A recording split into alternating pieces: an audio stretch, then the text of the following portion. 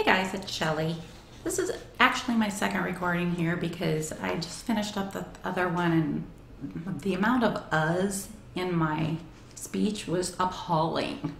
So I was just like, you know what, forget it. I'm just redoing the whole thing. I'm going to try not to say it so much. So today I wanted to talk about education post-COVID. There's been a lot of talk about what society is going to look like after we're over this hump of coronavirus. You know, what is our new normal going to be like? And so as a teacher, I've been thinking about this quite a bit, as I'm sure lots of my teacher friends have, and it's been coming up in conversation a lot from our administration and the leaders in our school district and that kind of thing, of ways in which we may need to operate when schools start again in the fall. So I don't have any solutions, honestly. I just want to talk about some of these things so that maybe I would love to hear in the comments down below what everyone else's experiences have been with this whole quarantine, as far as working from home, homeschooling your kids, their experience with remote instruction, all of that. So yeah, that's kind of where I'm coming from right now. So I just want to start off by saying that I always thought that I would really love teaching remotely. And okay, so before I go on to talk about my feelings about this experience, I understand that this is not a normal experience. So maybe I would still like it if things were set up initially to do remote instruction. This situation obviously was not like that. So I understand that this is a different circumstance, but I always thought it seemed very appealing because of the flexibility of it. You're teaching from home, so it's more, you can work around your own schedule. If you have doctor's appointments, you can kind of work around that, and you don't have to call in for subs if you're sick. If you're feeling well enough, but you don't want to get anybody sick, that kind of thing, you could still get some work done online and that kind of thing. And as teachers know, that sometimes when you're sick, it just writing the sub plans can be such a pain in the butt that you just don't even want to mess with it, especially if you're an elementary school teacher. I am not now. I teach middle school, but I did teach elementary for 4 years and 5 years. And when you're teaching every subject as an elementary school teacher, just writing the plans for one day, you really had to weigh whether or not you were sick enough that you wanted to stay home, because it's so time consuming. At least at the secondary level, you're usually teaching 1 or 2 subjects, maybe 3, that you need to write plans for, as opposed to our elementary teacher friends who have to write the plans for everything. So that was another appealing factor, the planning aspect of it. So, and also, I thought, well, if you teach from home, teach online, you don't have to deal with any of those behavior issues that teachers have to deal with, the attitudes and the acting out and things like that. For an example, just, those smart mouths. And I mean, when we first started remote instruction, one of the first things that one of my students wrote in the Google Classroom when I posted an assignment was, "Oh, we really still have to do work at home? Bruh, that's some crap." Wouldn't miss that much. But all that being said, I really do miss my students way more than I ever could have expected. Even the ones that give you the little attitude every once in a while. Just that day-to-day interaction with them, that connection with them. I mean, I've had some good conversations and interactions with my students online since this all started, with helping them out when they get stuck, and that feels good, just being able to be there to do that for them. But it's just not the same as that face-to-face interactions that you have with them, the relationships that you build with them, and that kind of thing. And you just miss them. You miss the sometimes stupid things they do, their sense of humor, their, the funny things they say and do, which, by the way, I'm going to put up. Earlier in the year, I made an assignment for one of my couple of my classes to make a meme, use PowerPoint to make a meme. So check out this meme.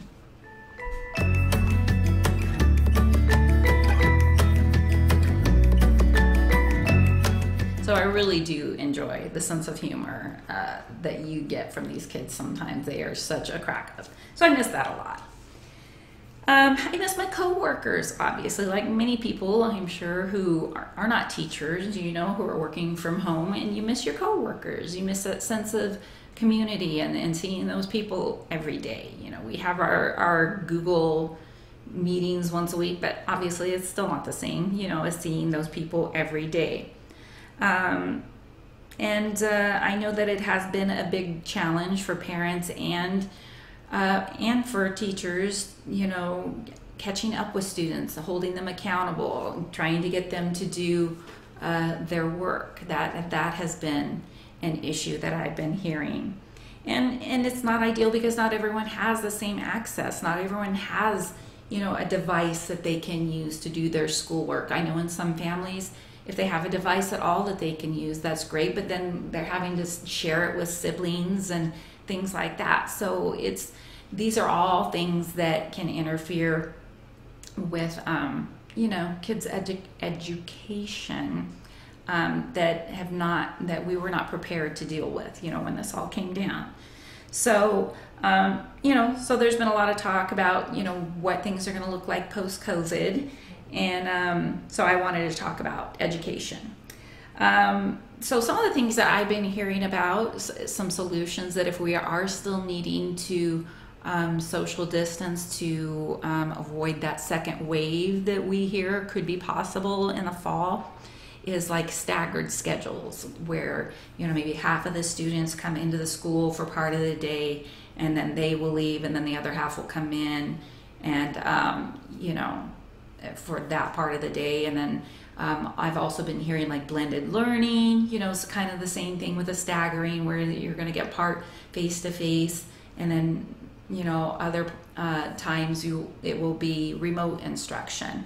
There's been talk about how to keep the students still distance, smaller class sizes, which I really don't know how that's going to work because especially here in Las Vegas, I think last year we were short, I think 600 teachers.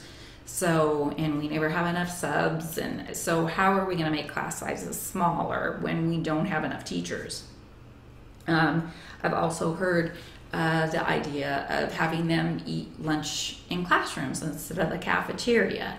How's that going to work? When are teachers going to have their lunch? So, what else? And then of course suspending sports. And that's. I understand that some of these things might be necessary, but some of these ideas are just really kind of a drag because those kinds of activities are for some students the only reason they like coming to school is doing those things.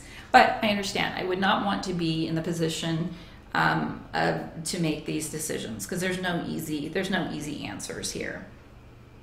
But we can't stay on lockdown forever either, so we got to start thinking outside the box, I think.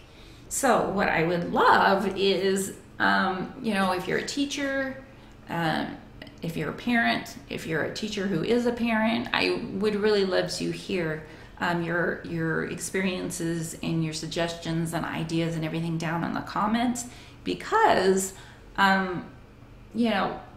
not that it happens very often, in my opinion, that the powers that be actually ask educators what our thoughts are on about decisions that are being made. But should that happen, should our people who are higher up in the food chain ask teachers, what our thoughts and ideas are, I would love to be able to say that I had some, feedback from people who have been dealing with this whole situation, and we may continue to have to deal with it in the fall, hopefully not. So, there's been a lot of jokes about, online about parents discovering that it is true that it's difficult to get their child to do their work and things like that. And yes, that is the case sometimes, but in the kids' defense, I mean, I know that a lot of kids probably are taking advantage of this situation and using it as an excuse not to do their work. But in their defense, there's a lot going on right now. There are a lot of families under strain. A lot of, people aren't working and they're not getting their unemployment and they don't know where their next paycheck or the next, money is going to come from. So understandably, if those kinds of things are going on at home, the kids are not going to be too concerned about their schoolwork, especially if they know that, that in most cases they're not being graded right now because not everybody has access. So that's been an issue. And then, as a parent, if you're working, either say you're a healthcare worker and you're still leaving the house for work, or whether you're working from home or whatever it is that your situation is, how have you been dealing with, trying to, take care of your own professional responsibilities as well as, staying on top of your children and their schoolwork and making sure that they're getting their stuff done and helping them out and all of that. I have to say that I am so thankful right now that my kids are not school age and that's one less thing I have to worry about. I can just focus on my job and I don't have to worry about my kids' schoolwork too. So I really sympathize with parents who have little ones. You're trying to get your work done and you've got maybe toddlers or little kids that you have to entertain and keep engaged and all of that. How has that been working for you? Do you have any ideas if this is extended in the fall where I don't know how it's going to work with daycares and all of that stuff, where that's still not an option? Do you have any suggestions of for what schools and school districts can do to make things better or easier? I don't want to say easier because the easier is not necessarily always the best thing, but better, maybe more practical or efficient, that kind of thing. Okay. What else? And also, what about students? Our special education students, they have their IEPs. For those of you not in education and don't have don't have students with special needs, IEP is individualized education plan. So that's their plan where the schools give the students certain accommodations to help account for or their learning disability or whatever it is their special need is. Okay, so what's going to happen? What do we need to do to make sure that those students, that their needs are being met as well? Because as it is, one of the main things for special education students is to be around their typical peers, to have that modeling. They're not getting that right now. So what are we going to do for those kiddos? And parents especially, I'd be interested to hear your thoughts and ideas on that. And then how is this going to change standardized testing? I'm hoping for the better, that maybe this will result in some sort of positive changes in testing, because these kids are just tested ad nauseum, in my opinion, and there's just so much of it that's just not beneficial or productive in my view. So what's going to happen with that? So yeah, those are my main thoughts on the issue. Again, if you could leave down in the comments anything you want to share, ideas, your experiences, your difficulties, or your struggles that you've had with this as a parent or as a teacher or as both, or as a student even, your struggles as a student. What has your experience been with this? And maybe we can kind of just, spitball some ideas when the time comes as to how we can, approach this a little bit better than we have, because we were not prepared for this. And who knows, this whole thing may just change education as a whole permanently in the way that we do things. So yeah, it's an interesting conversation to have. So anyway, I hope that everybody is staying safe and healthy, and that you're holding on to your sanity, because this has definitely been challenging, to say the least. So, and I just want to really, really, really, really thank thank all those healthcare workers out there that are just busting their butts right now.